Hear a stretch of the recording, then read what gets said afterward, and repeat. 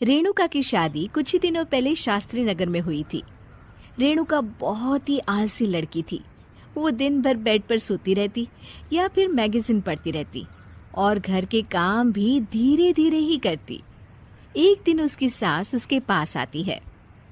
बहू, आज बेसन का चिला बना दे, बड़ा मन कर रहा है। हाँ मम्मी जी, बनाती हूँ थोड़ी देर में। थोड़ी देर में? अरे थोड़ी देर में तो रात के खाने का वक्त हो जाएगा बहू। अच्छा मम्मी जी, तो फिर आप रात का खाना ही खा लीजिएगा ना।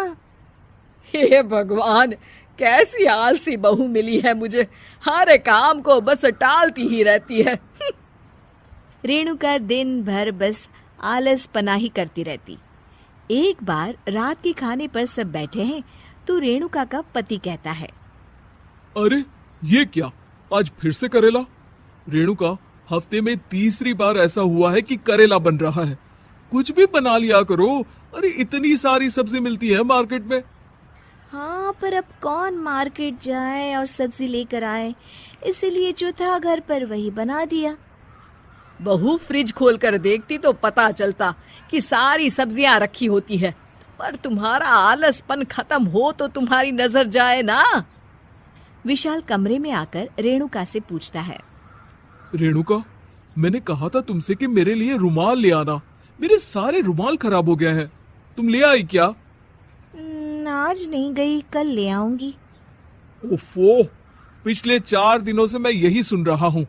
बिना रुमाल के ऑफिस जाना पड़ रहा है। तुम तो बहुत ही आलसी होती जा रही हो रेणुका। आपको रुमाल की जरूरत है ना, तो खुद ही खरीद लीजिए ना। हाँ, अब वही करूंगा। तुम्हारे भरोसे बैठा रहा तो कुछ नहीं होगा। एक दिन दरवाजे पर बेल बज रही होती है और रेणुका सोफे पर बैठी होती है, पर आलस में दरवाजा खोलती ही नहीं। अरे बहू, कितनी देर से बेल बज रही है? क्या कानों में रुई डालकर बैठी हो जो सुनाई नहीं दे रही बेल? मम्मी जी, अब आप आ ही गई हैं तो आप ही खोल दीजिए ना दरवाजा। क्यों मुझे ताना मारकर और देर कर रही हैं?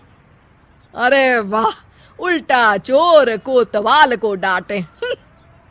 सास दरवाजा खोलती है तो उसकी पड़ोसन दरवाजे पर खड़ी होती है। दरवाजा खोलने में इतनी देर क्यों हो गई? सब सो गए थे क्या?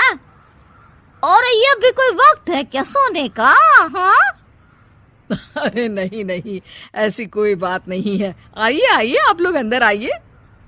ओफो, इन सबको भी अभी आना था। अब मम्मी जी लगा देंगी मेरी ड्यूटी किचन में। बहू पकोड़े तल दे, बहू चाय बना दे।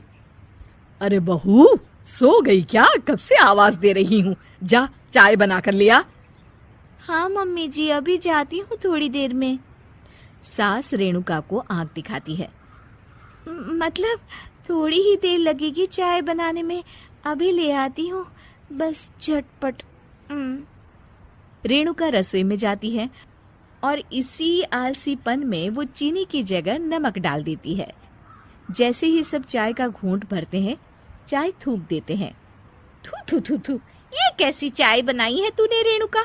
इसमें तो सारा नमक भरा है। हाँ, और ये पकोड़े, इसमें इतनी मिर्च है कि मेरी तो हालत ही खराब हो गई खाकर। और रेणु जी, आपकी खातिरदारी में पहले तो कभी कोई कमी नहीं रहती थी, पर जब से आपकी ये बहू आई है ना, मामला कुछ गड़बड़ा सा गया है। हाँ हाँ, जहाँ आप इतनी एक्टिव है, वहीं आपकी बहू एकदम आलसी, एकदम राम मिलाई जोड़ी लगती है।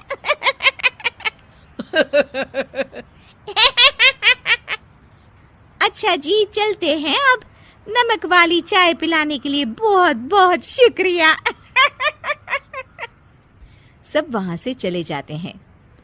अरे तूने तो मेरी नाक ही कटा दी बहू। वे लोग क्या सोच रहे होंगे मेरे बारे में? मम्मी जी, मैंने तो शक्कर ही डाली थी, पता नहीं नमक कैसे बन गई शक्कर। शक्कर नमक नहीं बना बहू रानी, तुम्हारा ये जो आलसपना है ना, ये उसी का नतीजा है। सॉरी मम्मी जी, अब मैं ये आलसपन छोड़कर सारे काम अच्छे से मन लगाकर करूंगी।